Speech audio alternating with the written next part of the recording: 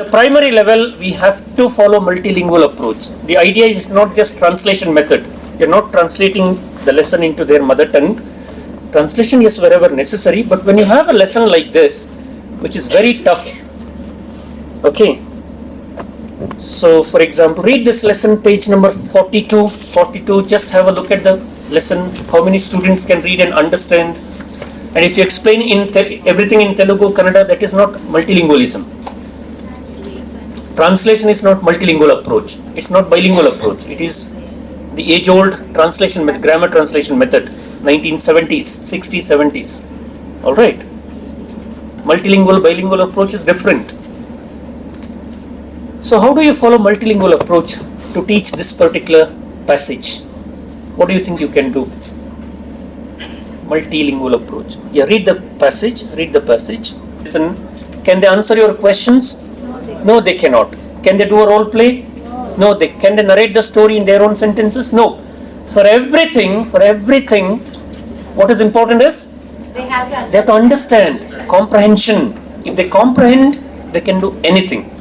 So all your post-reading activities, while reading, post-reading will be futile, will be a waste if students don't understand the content of the lesson. What is it about, right? So comprehension is at the core of reading.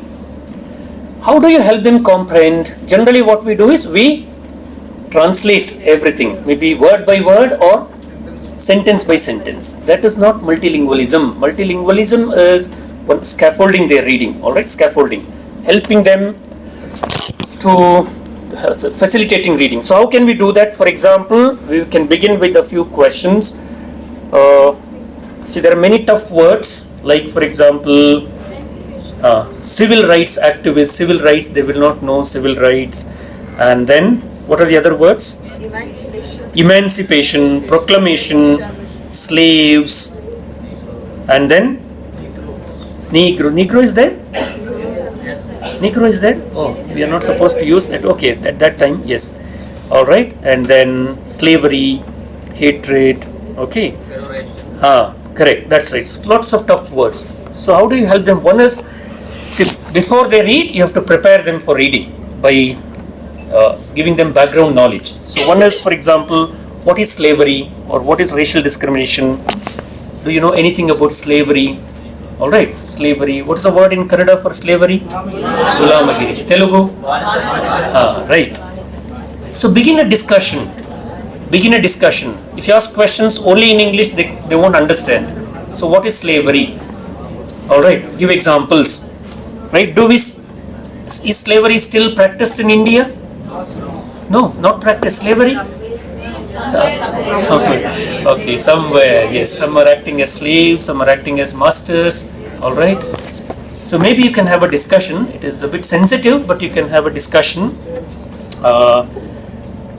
So if you want to have a discussion about this, slavery, about discrimination in the society, about casteism, then can you have discussion in English?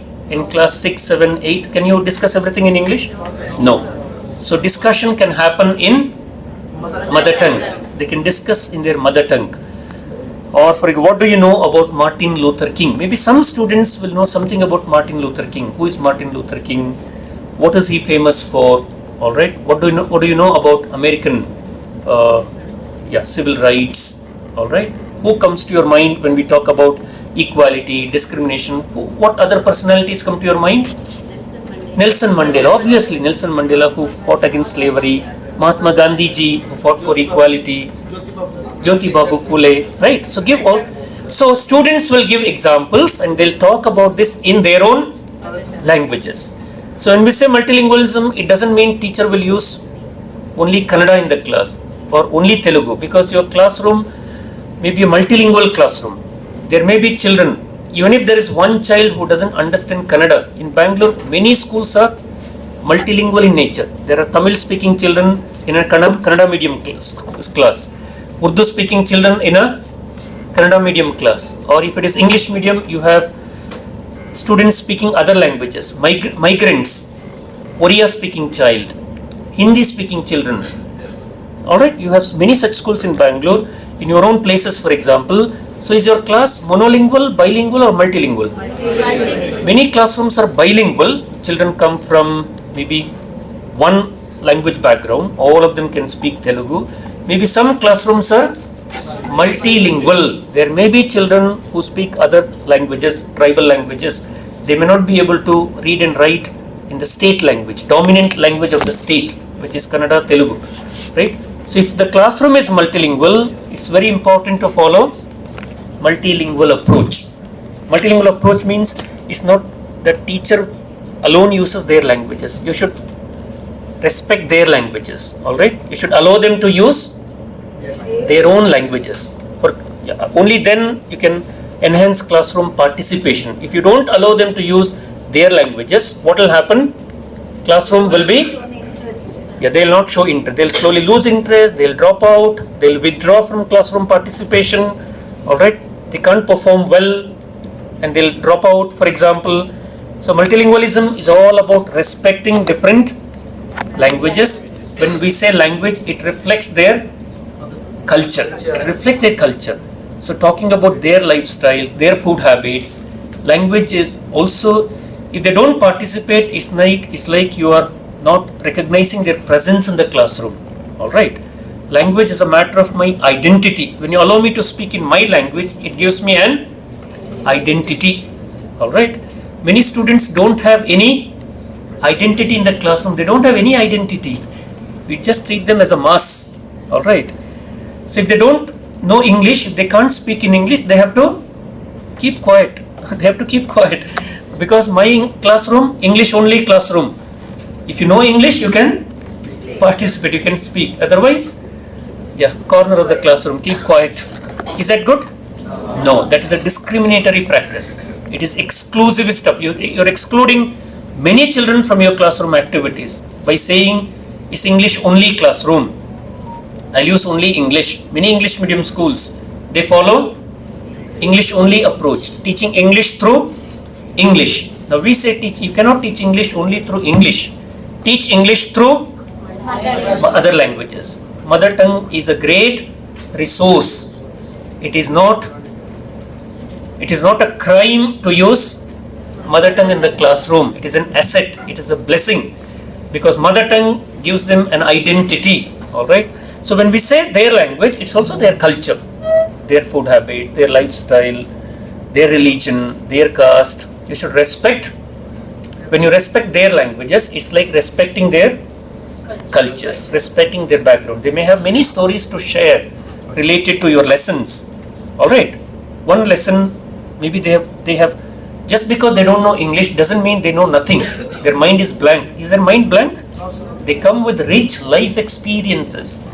So multilingualism allows us to share their life experiences, relating the text to their life, to their culture, to their religion, right?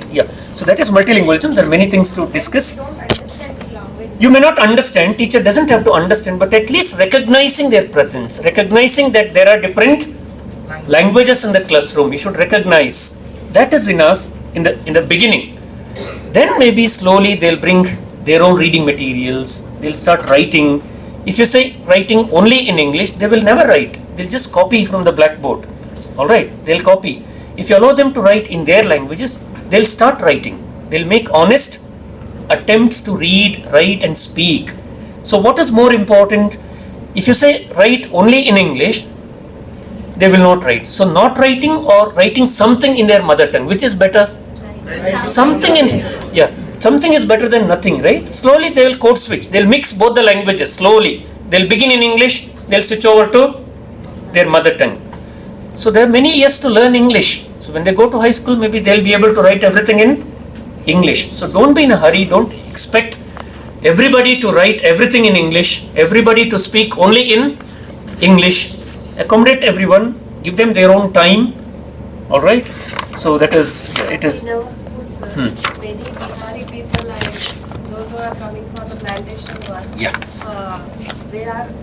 they know only their language. That's right. They know only their language. Teacher doesn't know their language, but if you allow them to use Bihari language in the classroom, they'll participate more. See, we have done many training programs on this. For example, a child who doesn't read aloud in the class, Assamese it seems. Assamese also. Yeah, he never stood up and he never wanted to read anything aloud. Only other students who knew Kannada, they were all coming and reading aloud. But one day when teacher started speaking to him in his language, she learnt his language slowly by talking to him. When she allowed him to use his language, slowly he started to participate. He said, I'll read aloud. So he came front, he started reading the lesson aloud. Now he is able to read very well.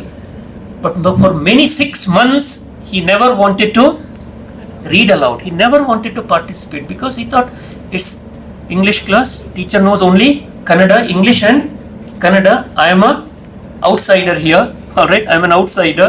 So he never wanted to raise his hand, stand up, participate. So just allowing him to speak, he's interested, shows more interest.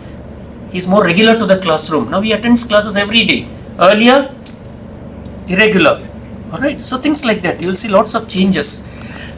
Okay, alright, so let's conclude by, I've got 2 sheets here, action research report. Okay, I'll conclude by distributing these sheets.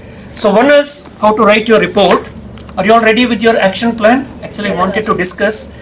So tomorrow, who will collect? Group leaders will collect or you will give it to me? How is it like? Group leaders will collect. Please give it to your group leaders. So I'll collect it from group leaders on Monday. Okay, tomorrow I'm not there, so group photograph will be there. They'll copy and paste my photo, don't worry. Alright, that's why if somebody is absent, they'll copy and paste. Okay, yes, Hitesh sir also, they'll copy and paste. So we'll be there in the group photo, all of us. And then, so group leaders, please collect tomorrow and then give it to me on 28th or latest by 29th. Okay, alright. So this is for your final action research report. Here you don't have space to write. So you can use other sheets, additional sheets, and it's not that you have to submit your report like this. This is your basic framework to write the report. Use this framework and write a report in 6, 8 or 10 pages. 8-10 pages. That will be wonderful to have a report, have a detailed report. In case you're not able to write a detailed report because of your busy schedule, at least this is very important. You have to submit this. Whenever possible, give evidence in the form of video links. You can, in between, you can upload the video to your Google Drive, and give a link in your report so I can watch your videos. It is a proof that you have done these activities. Or photos, at least photos. You should have a few photos of your classroom. Otherwise, it's difficult to say that you have done all this. Alright. And then the next column is details of activities conducted. Okay? Details of activities conducted. Okay, so details in the sense what you did, what your students did, what materials you have used, and the duration of the activity. Did you do it for 15 minutes in the beginning of the classroom, then maybe regular lesson, or maybe all 40 minutes, and then so how much time did you take to do these activities, and what is the outcome of the activity? How did these activities help your students? How many participated? What is the effect of the activity on the classroom? Already, did they show more interest? And then did you collect any feedback? Feedback not for each and every activity, but at least at the end of 1 week, you should collect some feedback from students, or you should have an observation sheet, alright? Or watch their progress. If you video record everything, first video and end of the week, the last video, compare. What is the improvement? How are your students now? Is there any progress? That you have to document. So that is for how many weeks? 4 weeks. 4 weeks. Each week, don't conduct just one activity, conduct at least 3 or 4 activities. One is mandatory, but do a few more. By just doing one activity, children will not gain anything. Alright, if you have to assess the effect, do many activities, at least 3-4 activities every week. That is one. Second is student profile. So for your action research, focus on a few students, maybe 7 or 10 students. Write their name of the students, and how was their attitude, their participation in the beginning. Now, as soon as you go, you can do a pre-test, or based on your observation, you can enter details in this column. How was their current level? What are they able to do related to your action research topic? If it is speaking, what are they able to do now? What are their problems? What are they struggling to do? Are they not opening their mouth at all? Alright, so current, that is called entry level behavior. And next, change in the student at the end of 1 month or end of each week. End of first week, what is the change? End of second week, end of the month, what change do you see in your teaching or in their learning, whatever it is. You should be able to see it. That is called visual learning. Visual learning means you're able to see what they're learning. You're able to see in your own eyes. Many a time we cannot see what they're learning. Alright. So visual learning means seeing with evidence. Alright. I can see a lot of interest in students. I can see they're more confident enough. I can see they're regular to my classroom. All this you can see. I can see many of them coming forward, reading aloud. I can see many of them trying to speak in English. I can see. See, that is what you have to capture. What is the change you can see in your students? All right. And next steps. What do you want to do next? Do you want to continue with your action read? Do you want to do a few more activities before you go to second month or third month? All right. Some remedial activities. Right? Yeah. Next steps. So based on all this, please write your report. In case you can't write a detailed report, at least fill these 2 sheets and you can send it to me. Yeah, soft copy. You can write by hand. Mail ID, date, it's all given here. Mail ID is given at the end. My mail ID is given and you have to submit before 15th January 2025. Last date. We will never extend the last date.